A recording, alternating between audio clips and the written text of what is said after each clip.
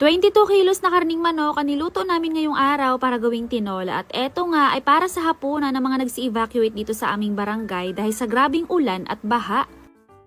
Higit 1 linggo na rin na malakas ang ulan dito sa amin at kahapon nga ay ang lakas ng buhos at talagang walang tigil maghapon. At sa mga bukid naman na merong mababang lugar, yung dating palayan ngayon ay parang palaisdaan na. Maging yung mga daan nga rin dito sa amin ay talagang binaha rin at halos yung iba nga ay hindi na makatawid dahil sa taas ng tubig. Maswerte na nga kami kasi hindi kami nakakaranas ng ganitong klase ng pagbaha kasi nakatira kami sa paanan ng bundok. At dahil sa malakas na buhos ng ulan na halos maghapon, kaya mabilis na tumaas ang tubig at dahil dyan ay maraming nagsilikas. Tapos kinabukasan din pala niya, naisipan nga namin na magluto para sa hapunan ng mga nagsi-evacuate. Biglaan lang din pala tong pagluto namin at dito na nga lang din namin tululutuin sa barangay hall. Kasi kung sa bahay wala kaming panggatong kasi nga basang-basa ang mga kahoy. Mamimitas pa nga sana kami ng papaya sa taas ng bundok kaya lang baka matagalan kami. Kaya ang mga papaya na to ay binili na lang namin sa labas. Natapos kaming mamili sa palengke ng mga bandang 12:00 at pagkatapos ng mga bandang 1:00 naman na ay pumunta na nga kami dito sa barangay hall para makapagsimula ng pagluto. Mabuti na nga lang din at sinamahan ako ng dalawa kong kapatid at saka ng ninong ng kapatid ko kaya mas napadali yung mga pagbalat namin ng papaya at saka pag-asikaso sa mga iba pang sangkap sa pagluto ng tinola. Pagkarating namin dito kanina, nasa 17 kilos lang na karning manok yung daladala namin pero dahil nasa 350 pala lahat yung mga nagsi-evacuate kasama na ang mga bata, sa tingin ko ay kulang yung karning manok kaya nagpabili pa ulit ako ng 5 kilo. Bali lahat-lahat yung karning manok ay nasa 22 kilos tapos sa papaya naman hindi ko alam kung ilang piraso basta medyo marami din dyan yung mga nabalatan namin. At habang nag-aasikaso nga kami dyan ng mga sangka para sa lulutuin, ay nakasalang na rin pala dyan yung talyasi na siyang paglulutuan naman mamaya ng bigas. Bumili rin pala ako ng 25 kilos na bigas kasi syempre hapunan to hindi naman pwede na ulam lang. Kailangan merong kanin. Nagpapasalamat din po pala ako sa mga tumulong sa amin dito sa barangay, lalong-lalo na sa ninong ng kapatid ko na si Kuya Junjun na konsihal din dito sa barangay namin. Bukod rin pala sa papaya na ilalagay namin dito mamaya ay maglalagay na rin kami ng dahon ng malunggay na siyang kinuha namin kanina pagkaalis namin sa bahay. At nung okay na nga lahat ng sangkap, nagsimula na rin kaagad kami dyan sa paggisa at sa ricado pa nga lang ay para ng pang-ulam kasi medyo naparami yung mga nagayat namin kanina. Alauna namin sinalang kanina yung talyase na meron laman tubig at ngayon nga ay mag-aalas 3 na, ngayon palang kumukulo at ngayon pa nga lang din ilalagay yung bigas. Medyo may kahinaan kasi ang apoy nitong kabilang kalan kaya siguradong aabutin talaga to ng mga ilang oras pa ulit mamaya bago maluto at sana nga sabi namin dyan ay huwag mahilaw. Buti nga at meron pang dumating na isang kalan kaya naisa lang din kaagad namin itong iluluto na tinola. Mga 30 minutes din pala namin dyan na ginisa yung manok saka lang namin tinimplahan ng mga pampalasa na asin, paminta at saka nilagay na rin namin yung mga tanglad. At maya-maya nga lang din konti, naglagay na kami ng tubig at nung kumulo na, isaka lang namin nilagay yung mga papaya. Nakapaglagay na rin pala kami dyan ng nor kanina at pagkatapos hinalo lang namin ng kaunti bago tinakpan at ang papalambutin naman ay yung papaya. Pagkalipas ng 15 minutes, nilagay na rin namin dyan yung sili at nung kulong-kulo na at malambot na yung papaya, ay saka lang namin nilagay yung mga dahon ng malunggay. Yung mga binuhol na tanglad kanina ay nagkanda kalas-kalas na kaya ganyan na ang itsura. Tinikman na rin pala namin yan at okay naman na yung lasa niya kaya maya-maya lang din konti ay hinango na. Yung sinaing kanina sa talyase na 4 na oras nang nakasalang hanggang ngayon hindi pa rin naluluto ng maayos. Yung talyase daw kasi ay bago lang kaya medyo mahirap pang lutuan. At pagkarating naman namin dito sa covered court, ayan nagsimula na rin kaagad kami sa pagsandok. Humingi na lang kami ng pasensya sa kanin kasi nga medyo hilaw. Pero bihira lang din naman sa kanila yung mga humingi ng kanin para ngayong hapunan kasi yung iba ay nakapagsaing na at meron nga rin silang lutuan dito sa loob. Bali 83 families pala lahat ang meron ngayon dito at 350 sila lahat. Tapos sa isang tent ay merong 3 pamilya o kaya naman 2